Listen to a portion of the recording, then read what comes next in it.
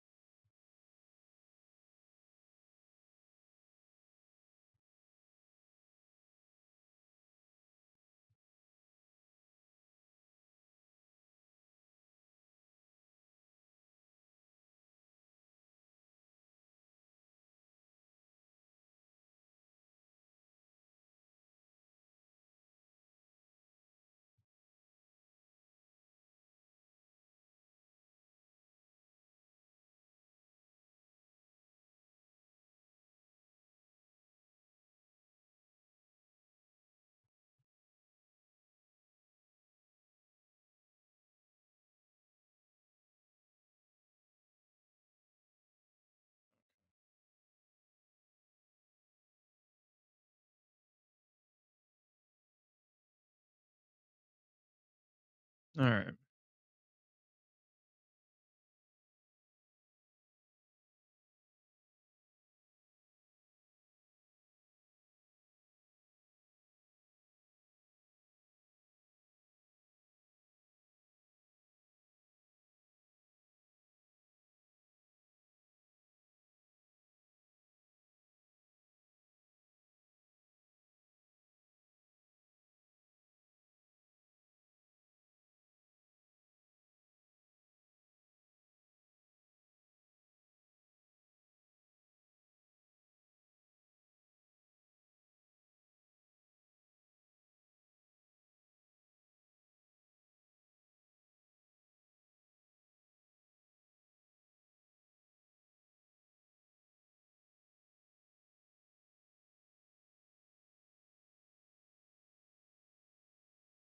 Hmm.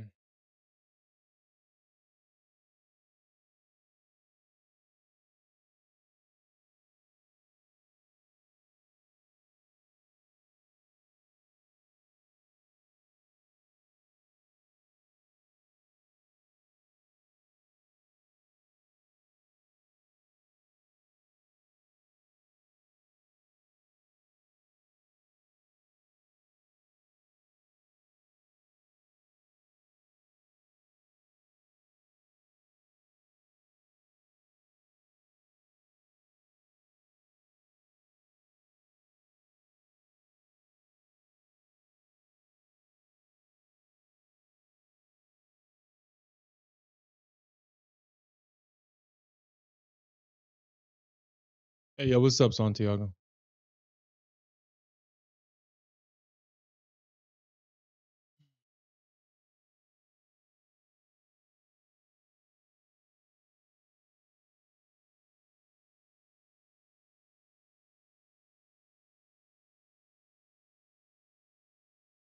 Yo, congratulations on congratulations on that, Alfred.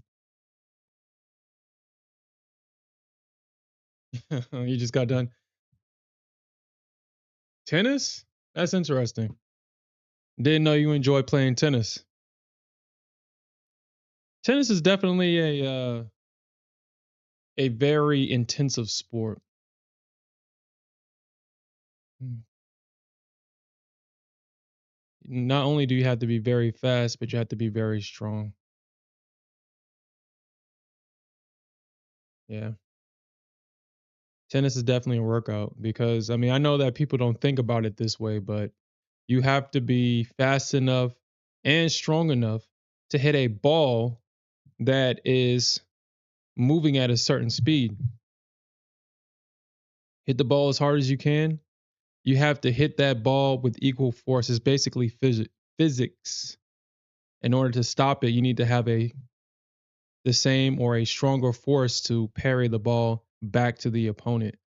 So you're not hitting a speeding ball just once. You're hitting it multiple times until somebody gives out and the ball goes out of bounds. Yeah, very intensive sport for sure. Hey, what's up, Knife Art? You play tennis too? Yeah, it definitely does, man. You say you keep it under 132 miles per hour? Wow. He says only. He says I only keep it under 132 miles an hour. Yeah. I'm pretty sure you're gonna probably sleep in tomorrow. Yeah, that's definitely because running already by itself is a full body workout. So I mean, any sport that requires you to run back and forth, I mean, that's within itself is a workout. But to exert more force than that, and then you need to be precise. Yeah, high level athletes definitely are being paid the high salaries that they're being paid for a reason because you have to stay on top of yourself for sure.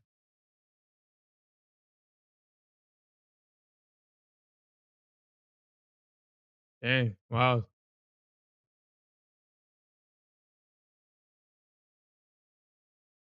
Oh shit. Yeah, that's yeah.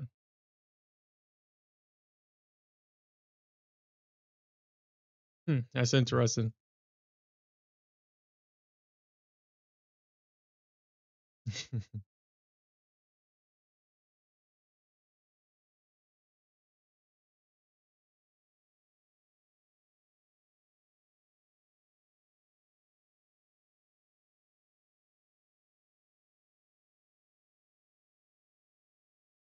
Hey man, shit, as long as you trying, as long as you trying.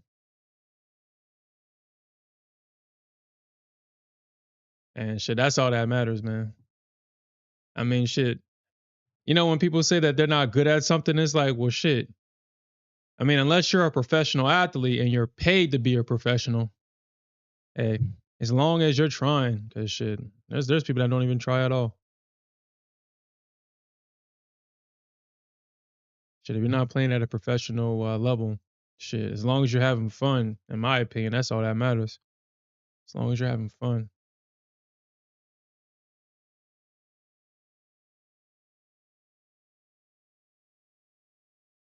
Hmm.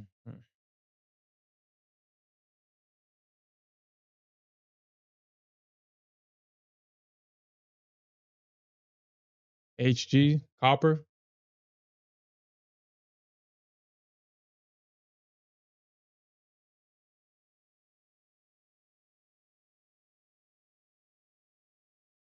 Hmm. Did you catch that pump at the end of the day? I mean, somebody was calling me crazy for taking that long at the bottom of the from long in the bottom today. I was told I was crazy. It's selling. Why would you buy? And dude, this shit traded right into a previous area of support.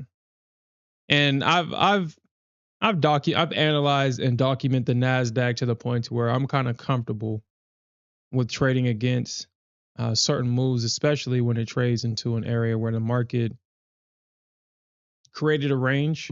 It breaks out from the range, and we don't get an immediate pullback. So when I see situations where we get a breakout of a range and the market goes straight up and it does certain things, usually the first test back into this range is usually a guarantee. Well, I guess we don't want to use that word guarantee when it comes to trading, but it's a highly probable trade. It's highly probable to be profitable in that trade. And I saw that the market bounced, found support, and I was like, shit, this was the range that I was looking for. I'm gonna take it, and we'll see what happens. Yeah, I stepped away from the chart. So after the stream today, I didn't even look at the charts at all. Showed me a screenshot, and I was like, yo, what the fuck? I didn't even know that shit did it after the bell. I didn't know. And this thing is still going.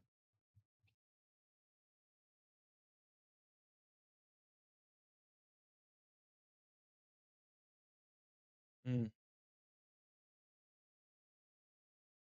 So you got your 50 on yo, congratulations on that payout though, man. You know, with my new trading style, I might be able to go over there. I might be able to go over there at TPT and start trading. Maybe. Santiago says that he's long gold, small risk. You said that you're long where? At 33.50? 33.50. Hold on. Are you short 33? Hold on, what? I got my 50 on gold, 33.50. Is that where you're looking to short? Because I'm looking to short 352, or at least around 350. I'm looking to short it.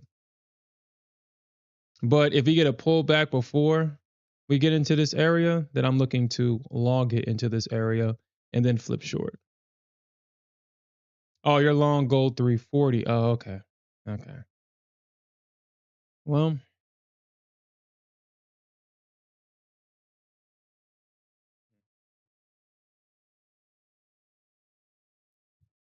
I said I would think about it, Alfred. Now that I got this new trading mentality and I'm only trading micros, I may do it, but still, I don't know. Mm. The TPT family.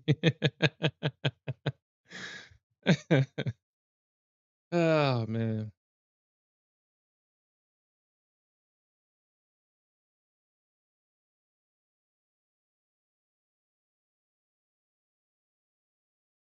So I'm just let that play out. But man, yeah.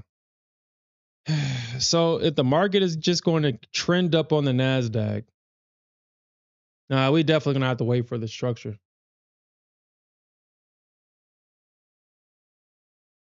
Oh, I didn't say that yesterday.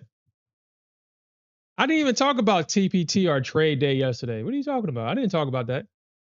I didn't talk about trade day or TPT.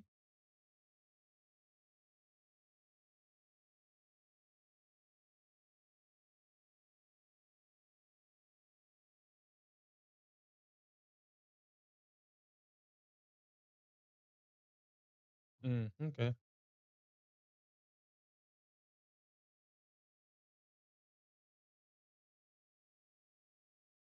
Like I said, I mean my only complaint about TPT is that it's the trailing drawdown. It's not even the trailing drawdown. It's inexpensive. I mean, not only is it expensive, but it's on the funded side. And man, that's what makes TPT less desirable for me because with my trading style, all it takes is one bad trade. But then, like I said, I don't trade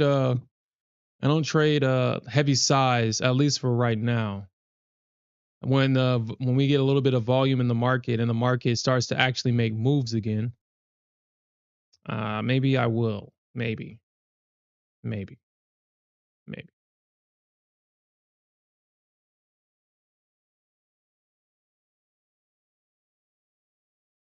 Because that's expensive.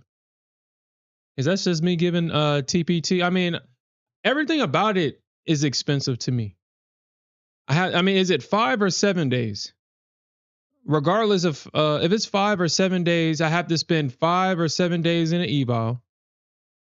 I have to come in and make the same amount, or there's a consistency rule, right? That's expensive. So I'm trading 5, 7 days, or how many days it is, and then I get to the funded side, and not only am I trading on with a funded account with a trailing drawdown,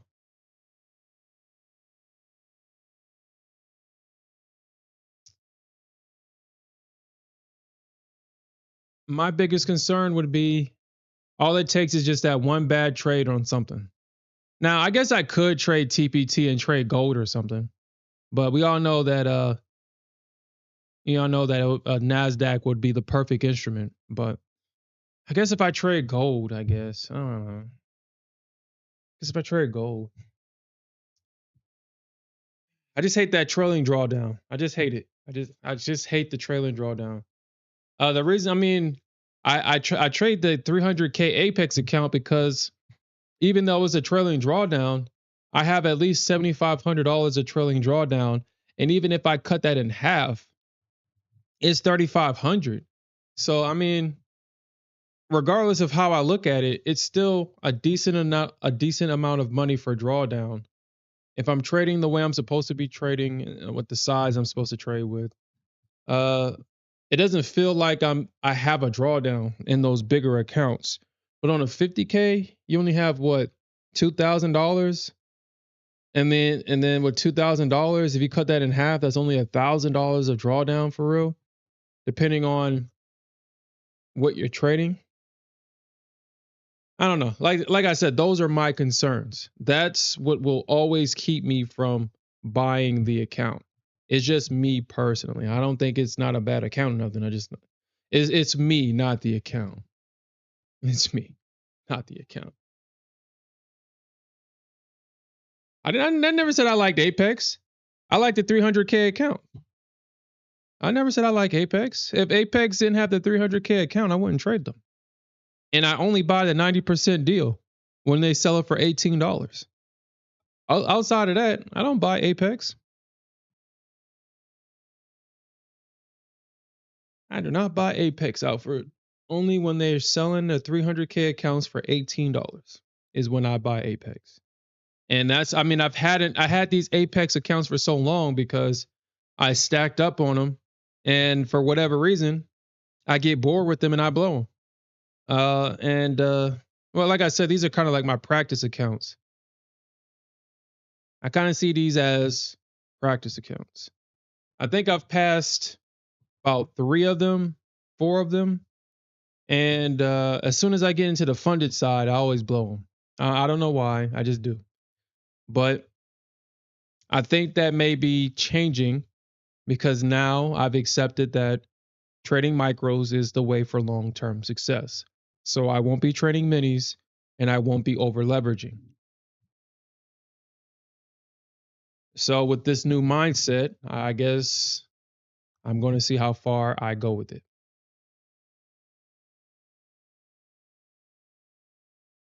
Yeah? You say you hate Apex personally?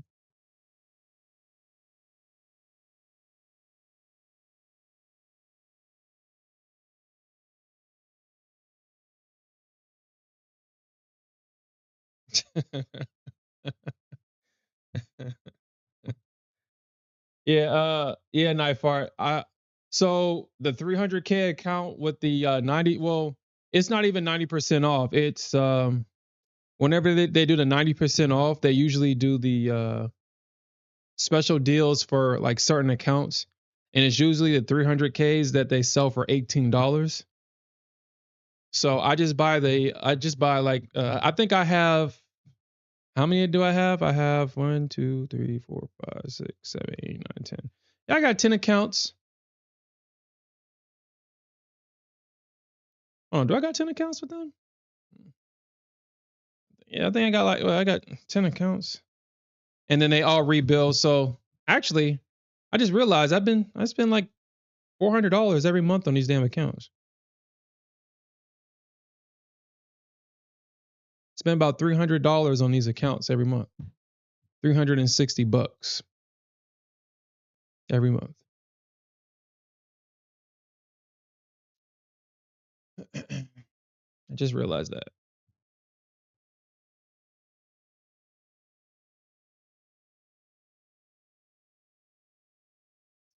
And usually I just get the subscription because If you do the math, the lifetime and the subscription are basically priced the same. It's just that the lifetime, if they're not doing a deal on the lifetime, like selling it for like $100 or something like that, it's better to get the subscription because with the lifetime, if you do the math, they're just, I mean, what isn't the subscription is like $80 or something like that, like 80, $90. I think the lifetime fee is like 2 subscription months or 2 or 3 of them. I'm not sure. And honestly, there's really no reason to keep an Apex account past 3 months if you can withdraw the full balance. I mean, unless you want to continue to trade on Apex, but I don't plan on keeping it more than 3 months so I can withdraw the full balance.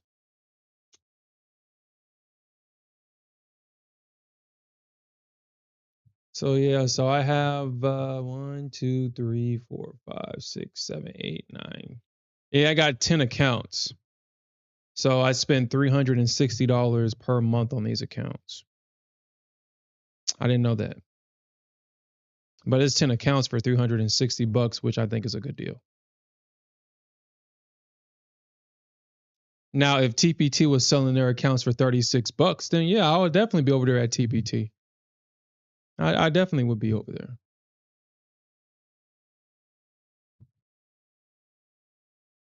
Mm.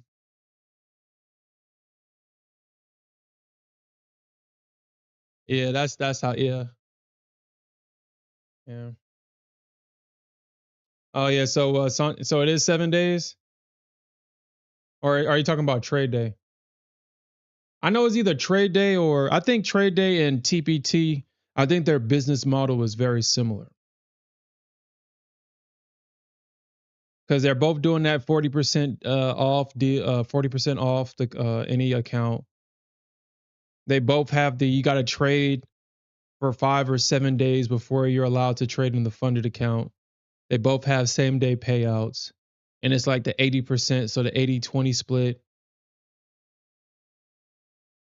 But the only difference is that trade day doesn't have the trailing drawdown. So I would actually I would get a trade day account and not a TPT account.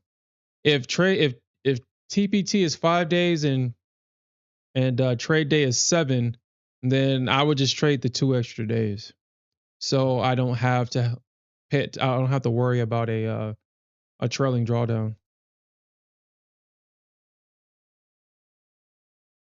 Actually, let me look at this again because I might get a trade day account. I may get one, but that would probably be like in the future or something like that because I don't plan on blowing my I don't plan on blowing my accounts. I don't plan on it. So I mean, how can I? I mean, when I can lose one trade or one win takes out 2 losses, I really had to be trading like an ass to blow the account. Mm.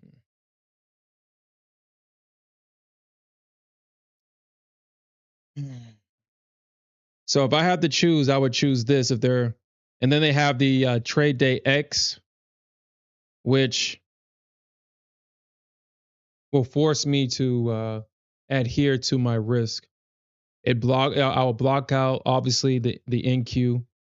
I will only allow myself to trade uh, no more than 5 micro contracts, and I'll have that already in the risk settings. I won't allow myself to take more than 3 trades per day.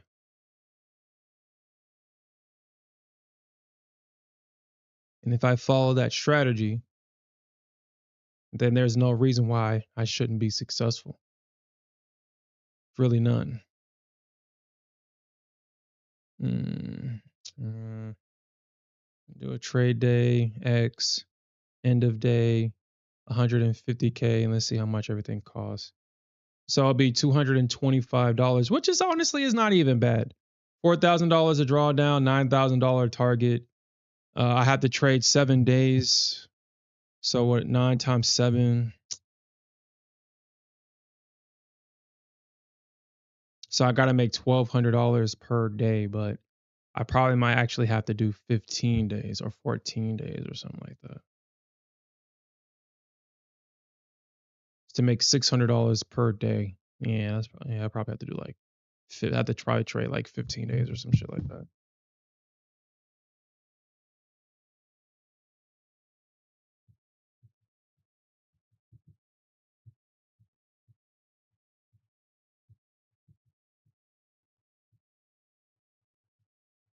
Okay.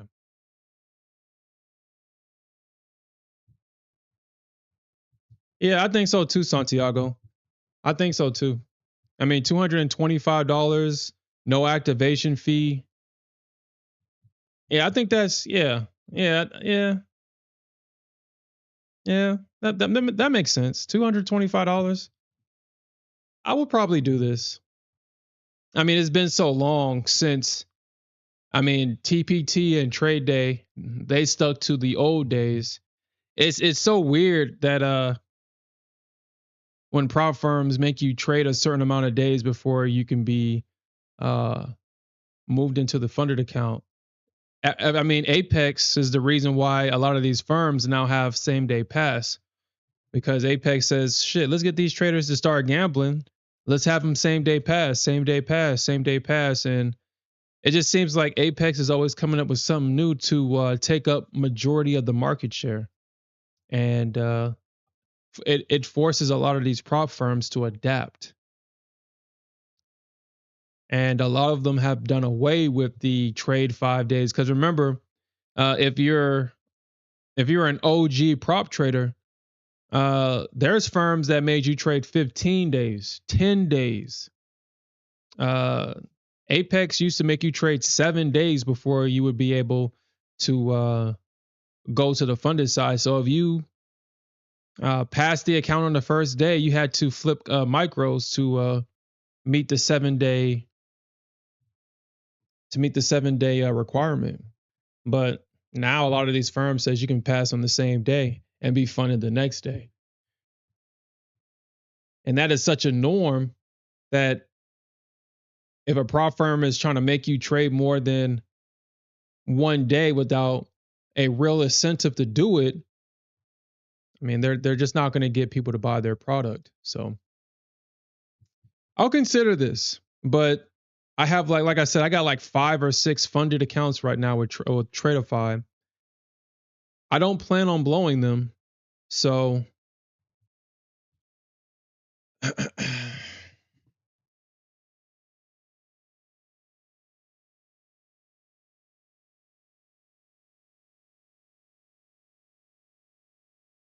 mm, all right. I don't want to. And Alfred, does trade day allow you to trade until the market close, or do you have to close the position at 310? Honestly, if this is a 310, if I had to close my position at 310, that actually might be a deal breaker for me. I don't I don't want to trade with the firm that makes me cut off at 310, because I think it just seems like the market, it for whatever reason, after that 310 close, that's when the market wants to finish the move. I don't know if this is done purposely because of prop traders, but I don't like it.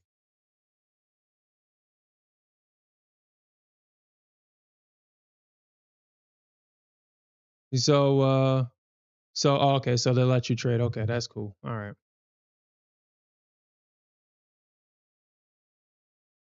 K Trader says that he's been having micro runner opens prior to the news.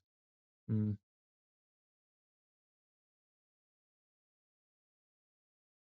So TJP says gamble the evals and have a million different ways they don't have to pay you. Mm. Well, I guess the reason why I go so hard well, actually, I haven't been. But initially, my initial goal with Apex was it was the only prop firm I haven't received a payout yet. It's Apex. It's that stupid trailing drawdown. But I think with this new mentality that I have, I think I can pass it. I think I can get to the payout with Apex. It's the only one I haven't received a payout from. Every other prop firm that I've traded, I've received a payout except Apex. And I feel like they need to pay what they owe.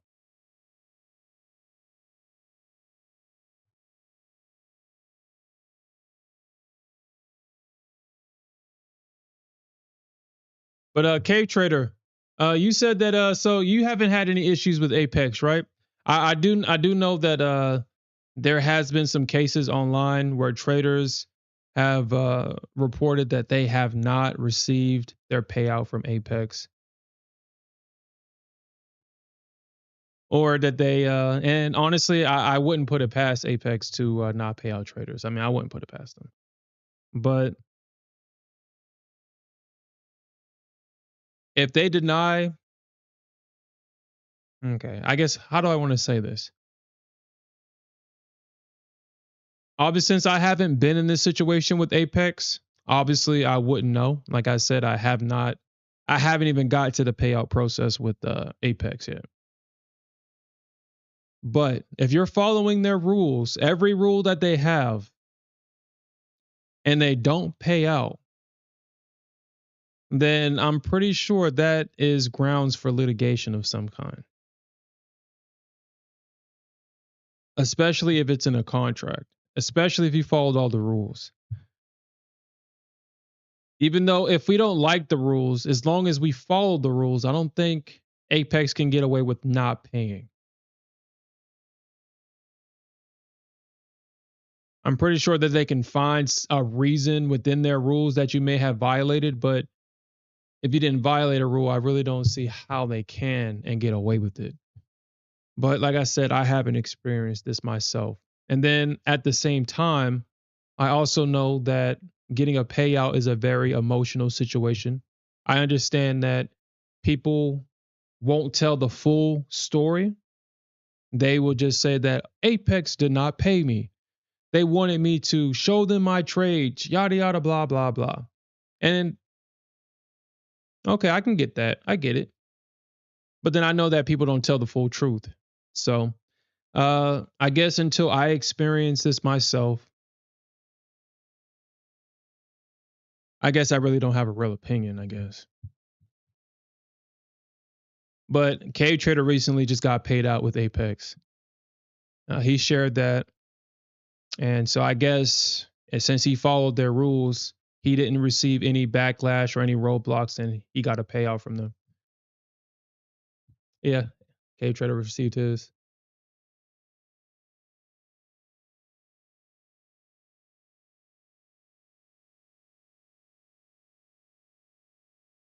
Mm,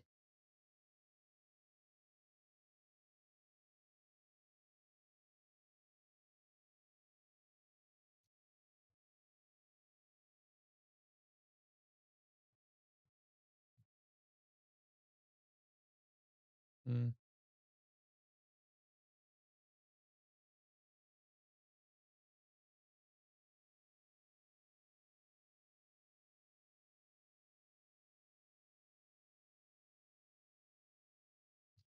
mm. You know, that's very interesting that you say that, TJP. To honestly, so moving forward, I talked about this last night, but I'm not buying evals any more evals at all. I'm just going to just buy one straight to funded account and just trade that account if it comes down to it. Like I said, I don't plan on gambling, or I don't plan on over leveraging or blowing the accounts anymore. But I'm not purchasing any more evals. My eval days are over. It's just straight to funded at this point because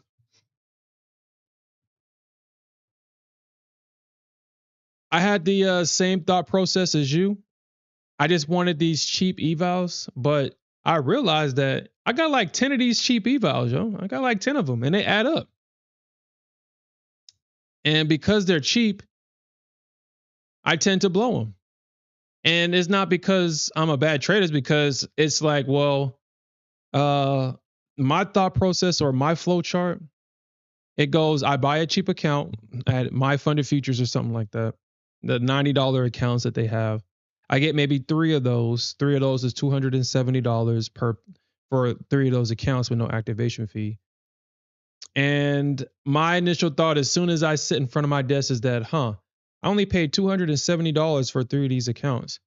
Let's see if I can get these accounts to the funded side as soon as possible. So I over leverage those accounts and I blow them, and then they keep rebuilding because for whatever reason, because they're cheap, I don't care about them. Don't know why. It's just cheap accounts for me just seem to, I don't take them serious. I just want to get to the target as soon as possible, so I over leverage. And that is definitely a bad habit of mine for sure. But when it comes to these more expensive accounts, I was like, oh shit, if I blow this thing, I mean, I'm gonna have to spend $400 again. I'm gonna have to spend $500 again if I fuck up. So I tend not to. I tend to take my time in the more expensive accounts. Kind of like this straight to funded account from Tradeify. I've only taken one trade in it.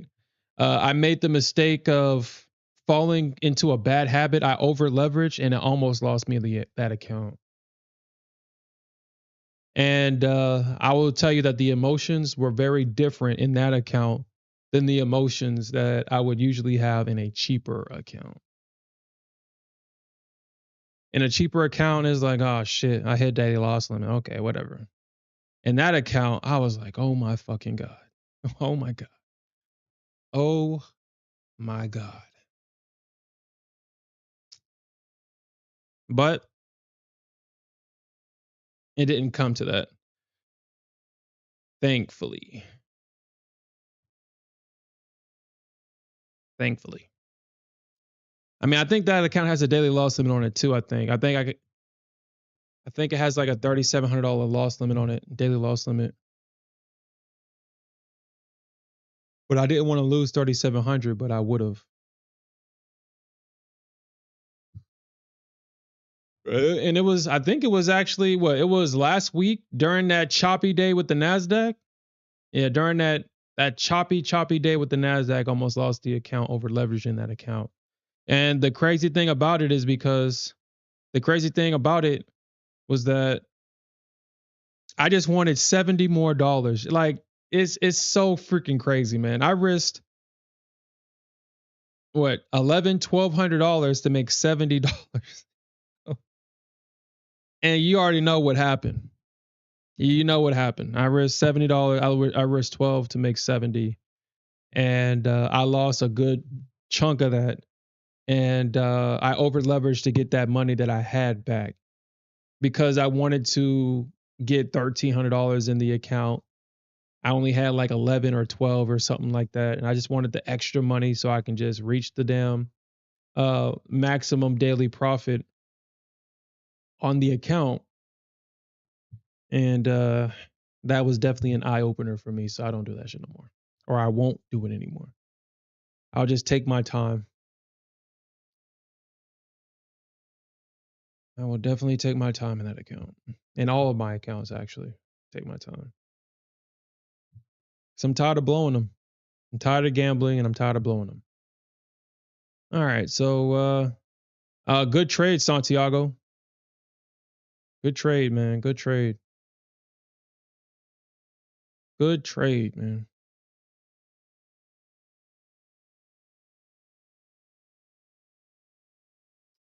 Santiago says that he got in around 40, right? And he's looking for 50. I'm looking for 50 to short.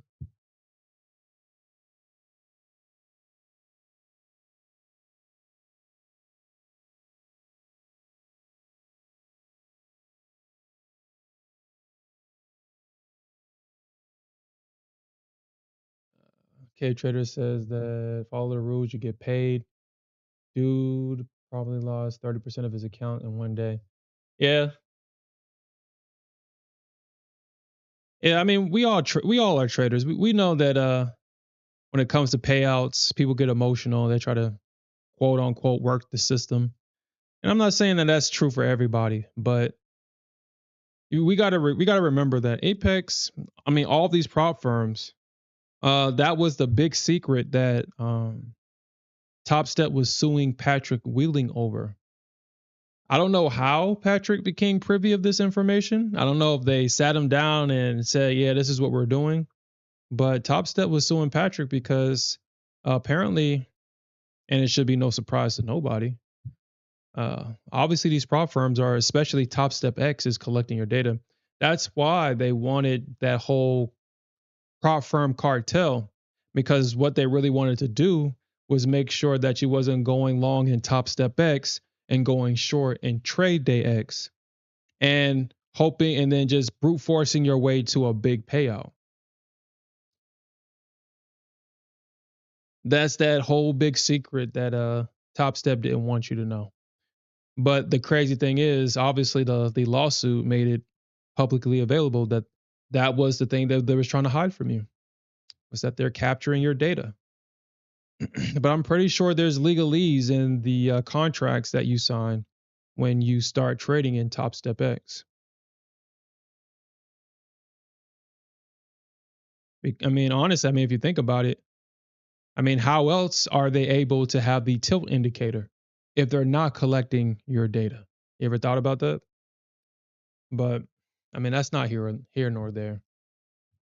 I mean, we should come to expect that companies are going to extract your data and find ways to benefit financially from it.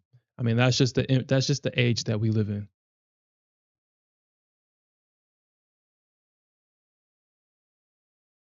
He said that's how Patrick makes his money. I mean, I don't know how he makes his money, honestly. Are you referring to that he? Yeah. What do you mean by that, Cave Trader?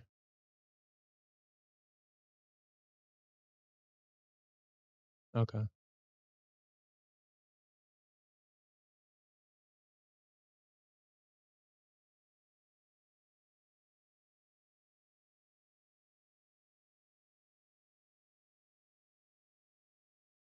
A visible ID. Which trader on Twitter was that? And honestly, those $1 million payouts, huh?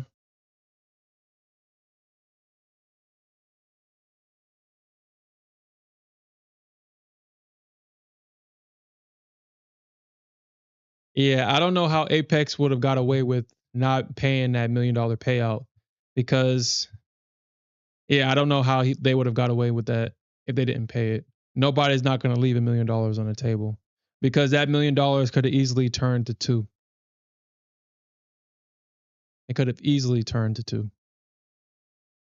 So I guess if I was that trader,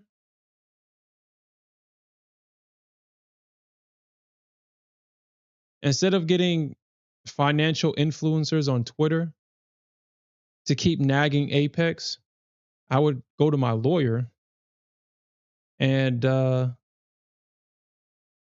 have him draft up a lawsuit and then put that on social media. And so instead of paying me 1 million, now you get to pay me 2 or 3, maybe 3 for my troubles. And it's fine. You can. I know Apex and big companies, they like to play uh, that litigation game where they keep you in court and they keep prolonging the process until you settle. But no, we're not settling. We got time. You owe me one, and if you want to drag this on for 10 years, I'll just keep adding on 1 million just for my heartache and pain. But you just have to endure the grueling process, and then at the same time, you have to give what 33% of that to your lawyer too. So, mm. But I'm glad that trader got his payout though. And honestly, I really don't know why. I mean, if Apex is making 20 million plus a month, dude, why the hell are you not paying the payout if y'all guys are making $20 million a month over there? It's not a good look at all.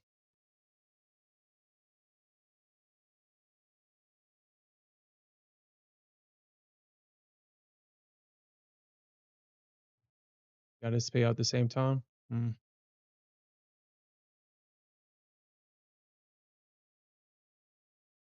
All right, Night Fire, man. Have a good night.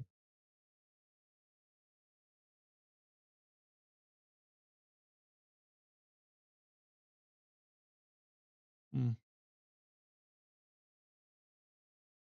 Patrick has definitely put in time in this game.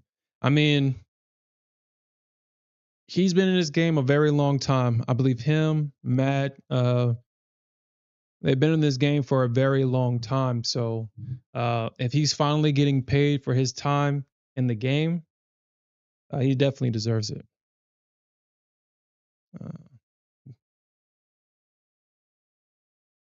I try to keep personal feelings or because I don't know who he is. I know that he's playing a character when he gets on stream. I mean, I know a lot of people like to talk smack about Patrick, but I don't see why. I really don't. I mean, he's just playing a character like everybody else. This is WWE. That's all this shit is. I mean, I know that we love to hate certain people, but he's put in a lot of work. He just didn't come out of nowhere. I know that there is controversy that he was faking trades, and I think I mean, if you came in the game at a certain time, yeah, I mean, unfortunately, you had to fake results, I guess. I mean, it's not ethical, but I think everybody's done it. It doesn't make it right either. But mm, yeah, yeah, yeah.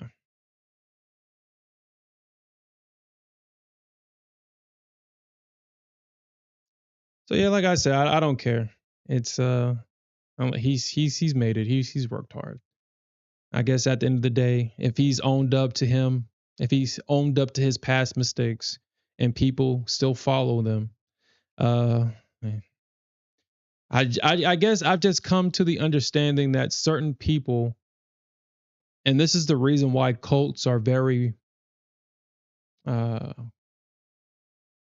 cults are very popular because some people don't care if you scam or lie to them. If you can give them something bigger than themselves to believe in, they'll believe that an alien from outer space that they've never met knows who they are, loves them enough to free them from the captivity of humanity.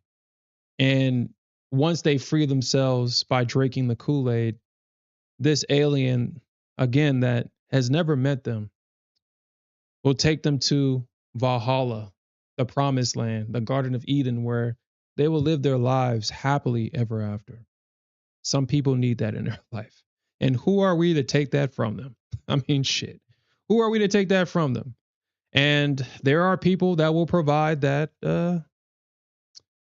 dream for them. I mean, unfortunately, a lot of our family loved ones fall into that shit. But I've just learned that there's nothing you can do about it.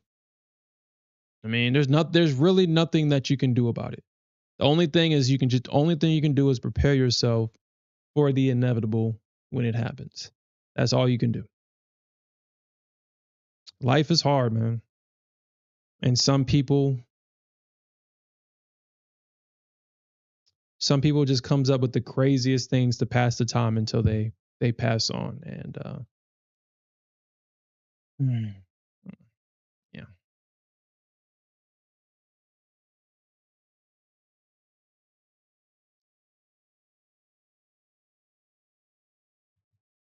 Uh,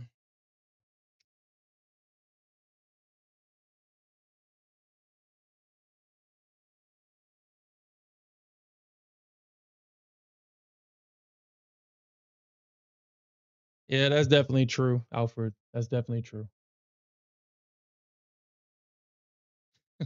Dude, yeah, dude, that's crazy. A 50% off on Apex, yeah, I wouldn't buy that for sure. Like I said, if they're not talking 90, I'm not even opening up my credit card or my wallet, pulling my credit card and even purchasing an account. And once they hit us with that 90% off, that was it. That's all I care about. I'm not buying an account less than 90% off. That's why I stacked up on 10 of these accounts. I've had more than 10. But I got 10 now. I'll just spend the $360 per month to keep these maintained. I got to make sure that if I'm close, because I lost an account that I paid for, and I didn't realize that I only had like maybe a few more dollars in drawdown. I didn't realize that, so I had a big loss, or it wasn't even a big loss. I lost like $900, and it blew the account because it rebuilt with that the drawdown from the previous month attached to it.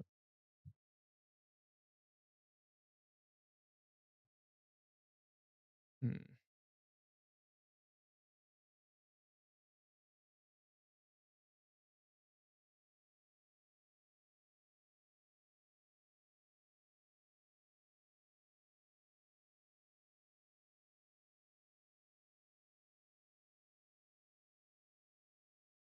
I know shit. I would not ever get another 250K account. If they ever do a deal on the 250K accounts, I'm not buying them. That $7,500 a drawdown is crucial. That thing is crucial. I think I'm in this. Oh shit, never mind. Mm.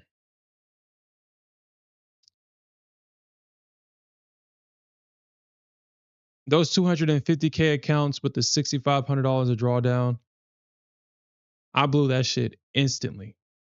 I never blew an Apex account so damn fast. I had my normal over leverage size on that on the Nasdaq. It went against me, and then the next thing I knew, the account was gone. I was like, God damn. That 15 extra dollars of 1,500 extra dollars of drawdown is actually crucial. It actually is important. So I blew them accounts real fast.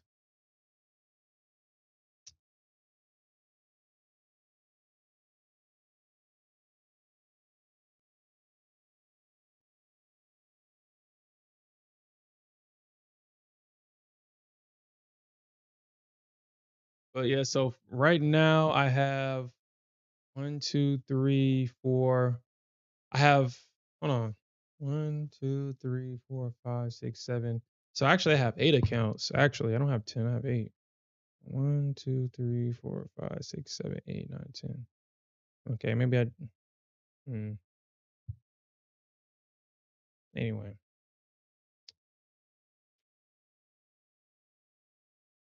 I have three 250K accounts.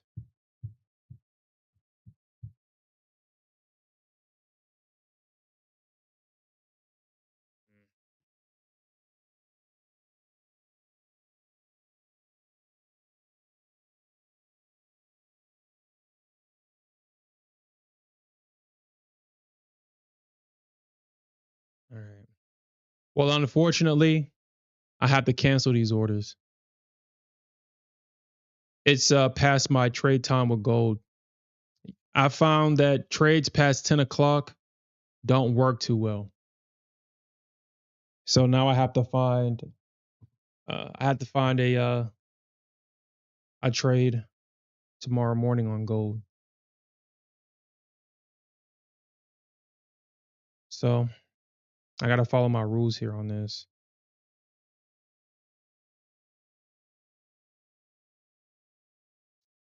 All right. You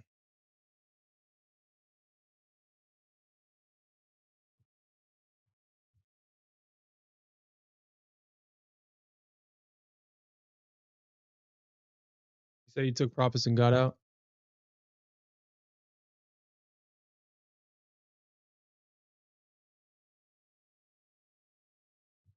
Well, shit. I mean,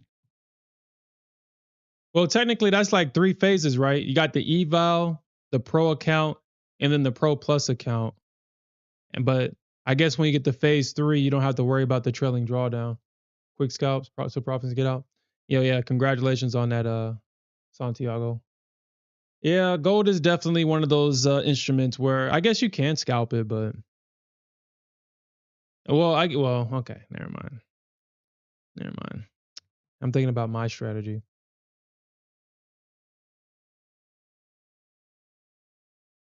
But if you scalp heavy size with gold, it's definitely I mean, you definitely can. You definitely can do it. It is profitable. Just really dangerous though. Gold.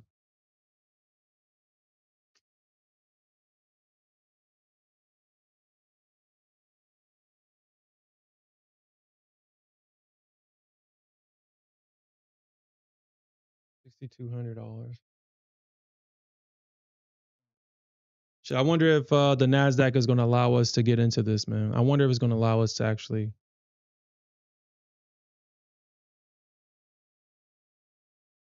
get in and trade this.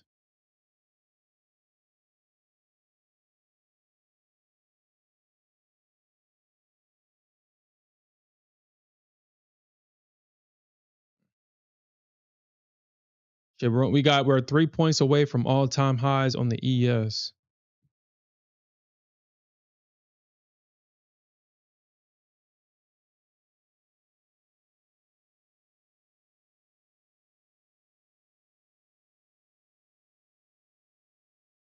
What I'm starting to see on the ES is if there's a previous orb, actually I gotta do that before I gotta actually do that.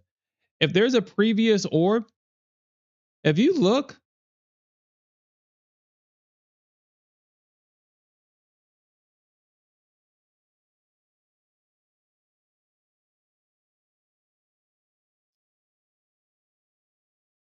it always seems, or more often than not, it always seems that if the orb high doesn't get taken out in the same session, it usually comes back in a previous session and it trades above it without any resistance. And I see that that's like a tendency with the ES especially.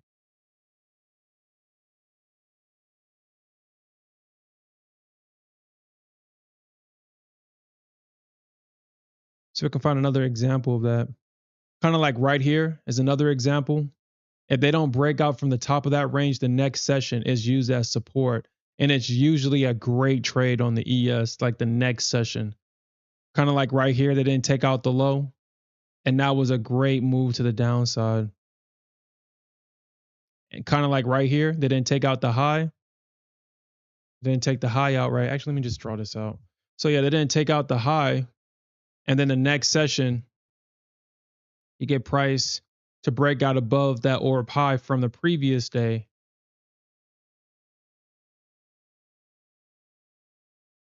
And there was really no resistance once it got the clean breakout from it. Because, I mean, technically, this didn't break out. It rejected at that previous day orb high. But then when it breaks out, there's little to no resistance.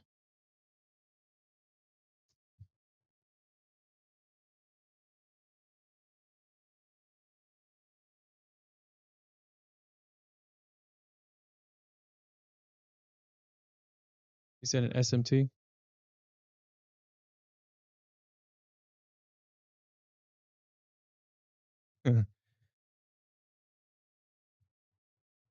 So, what is SO as smart money techniques?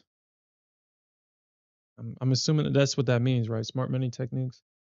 And I'm going to assume yes, Santiago. But that's definitely something that I continuously see, or that's something that I've noticed on the ES. But I think we talked about it this morning. It's just with the ES, I just don't ever want to deal with it, man. I don't want to deal with how slow it moves. You can definitely make a lot of money on ES, especially with size. I just don't want to deal with it.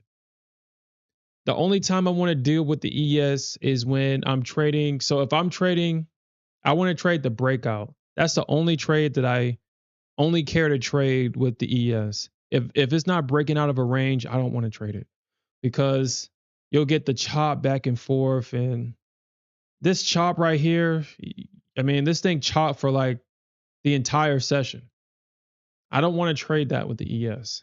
I just want to trade these legs and that's it. I don't want to trade nothing else. Like a break, I want to trade the retest. I don't care about chasing it. I want to trade the retest so I can get a straight leg back up, retesting highs or something like that. I like a leg like this. That's the leg I want to trade. I don't want to get in when it's doing shit like this, and I don't want to deal with it.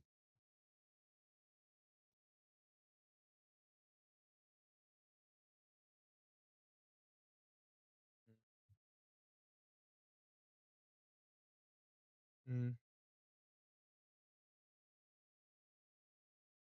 He says divergence between NQ and ES. Let's look at that. Yeah, I mean, I feel like we're always going to kind of see that though.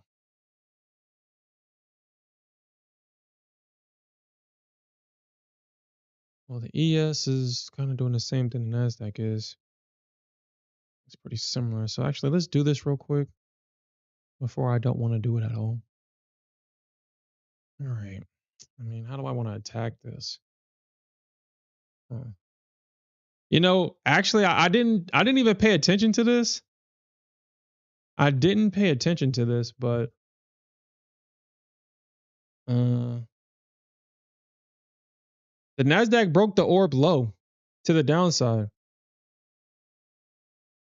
and then we got an orb break to the upside, and then it broke to the downside. I didn't see that. I wasn't even paying attention to this. Now that's interesting.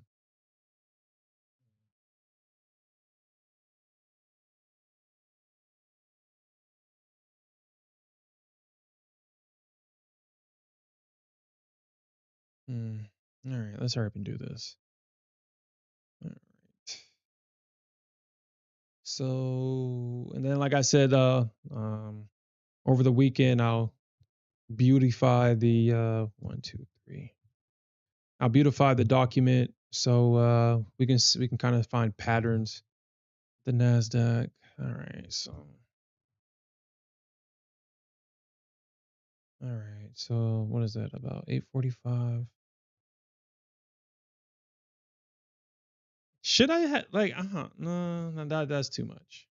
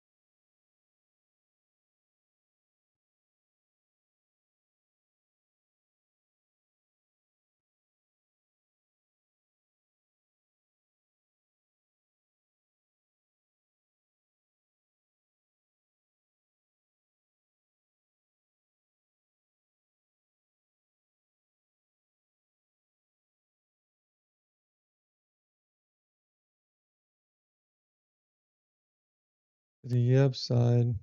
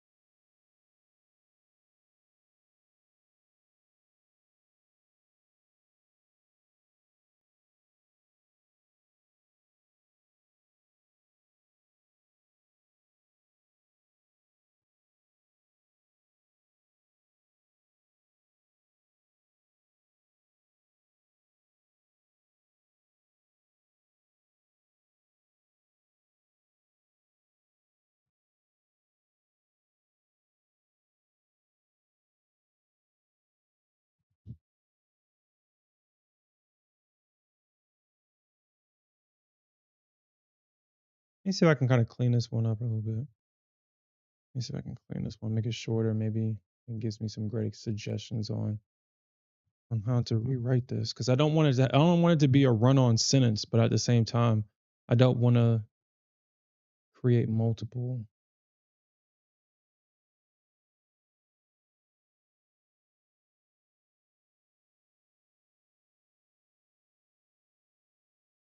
All right, so at 9:23, the MNQ closed above the opening range high, then traded 13 points to the upside before pulling back to the 21 EMA where price found support and traded 32 points to the upside.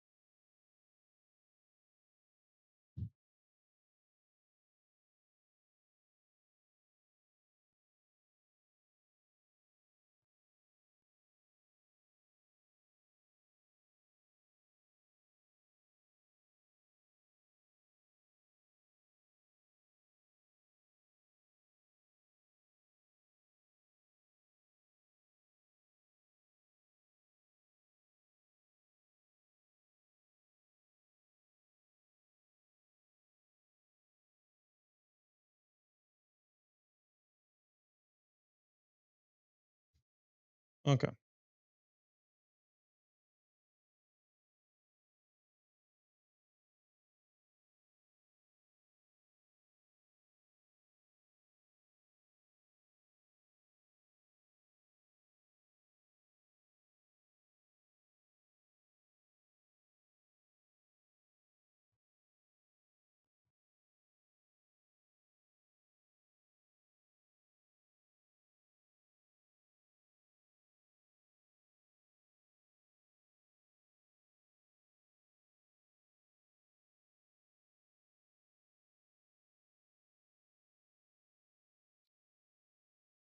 At 355.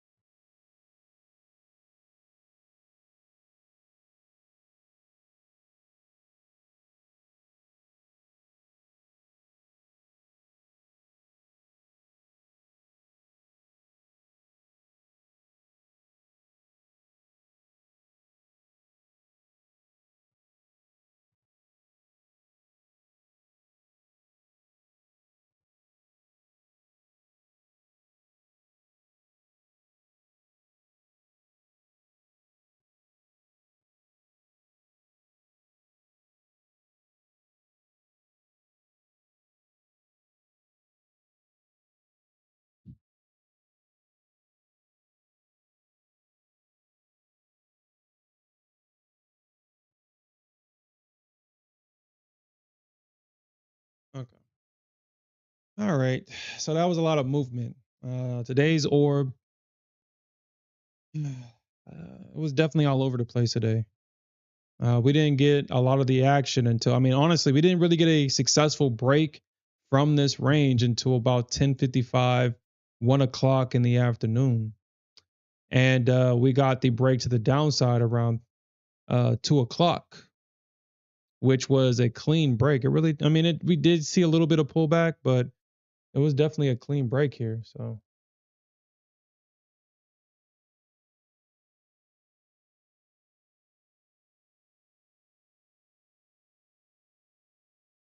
Okay. But we'll definitely get this documented, and we'll be done. We'll be done for tonight. We'll be done. And have a good night, Alfred. Have a good night. All right, cool. Get that documented right there. All right, so the initial sweep happened at 8:45. So 8:45. The initial break. Well, technically, yeah. I mean, it initially technically it broke the high at 8:45. So, mm, how did it do this? 8:45. This one is tough. So we did get a successful breakout at 9:23. So what I'll do here,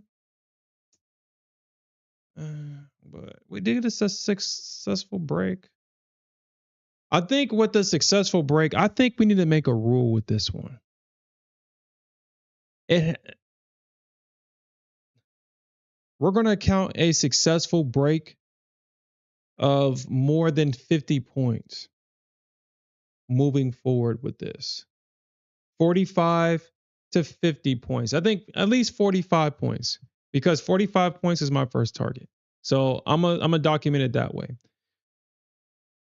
Because if this is a clean break of structure, it's going to be more than 45 points. So we need to have a minimum, and 45 points is going to be that minimum.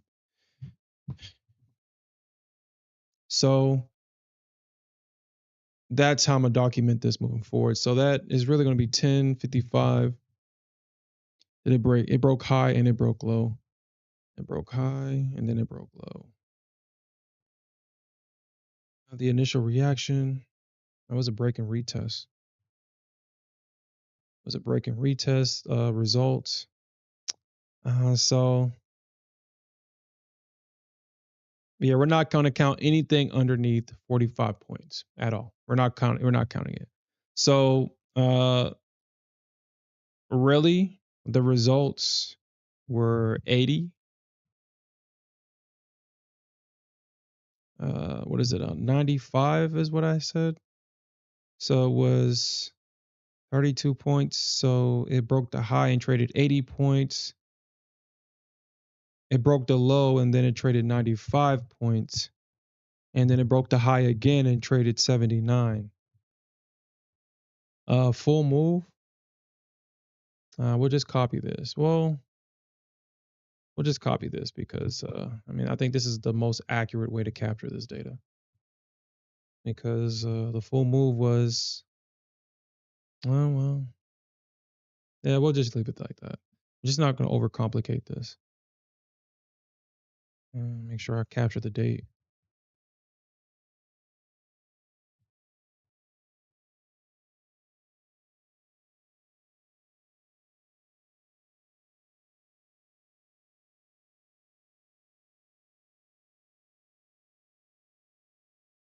All right, so July 30th. All right, cool. Hey, what's up, Jack?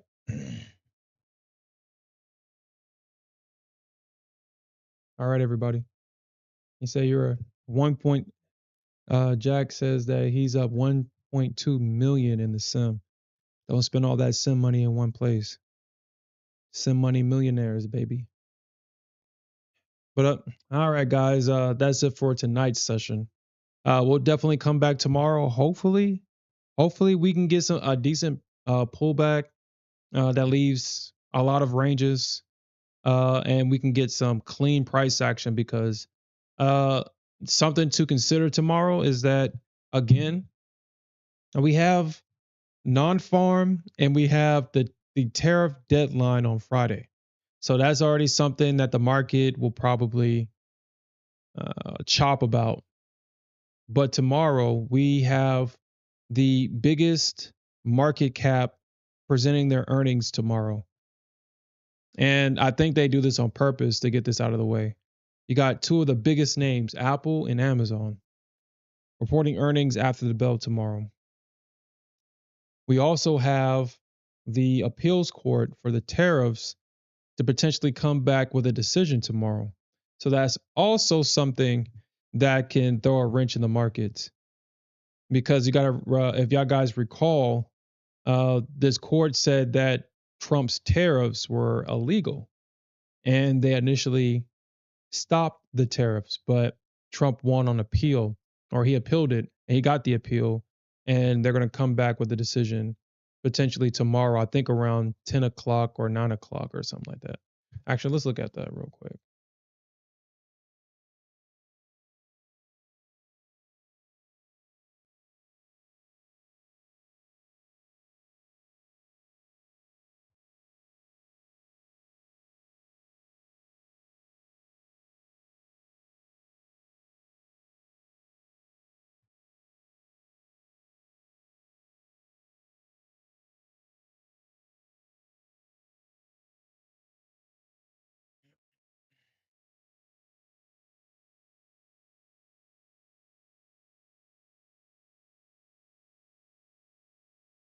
All right, so tomorrow, let me actually bring this on the screen so y'all guys can screenshot it, read it, whatever y'all need to do.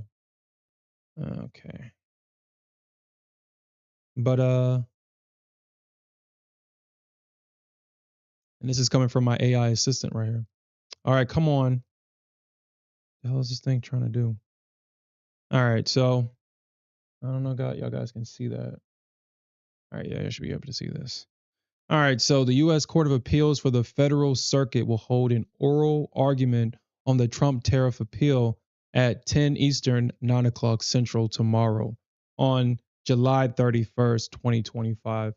This hearing addresses the legal challenges to Trump's Liberation Day tariffs and will be live streamed to the public. So we'll definitely have that.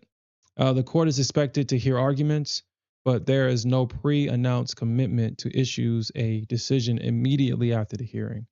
Decisions in such high-profile case can take days or even weeks to be released following the oral argument. So if you are watching for tomorrow's ruling, blah, blah, blah, blah, blah, make sure that we have that. All right.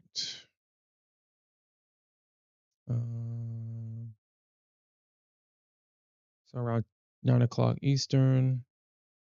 Okay, let's just make sure that we have the YouTube page available. Okay. So this is going to be available to us tomorrow. Make sure that actually let me do something let me do this. Let me put this on this tab right here, so I don't got to look for it tomorrow. And we'll definitely watch this tomorrow. Keep up with the keep up with that. Okay. But all right, guys, that's it. We'll definitely come back tomorrow morning, and we'll definitely look for more opportunities to earn some more money. And with that said, peace out, everybody. Have a good night.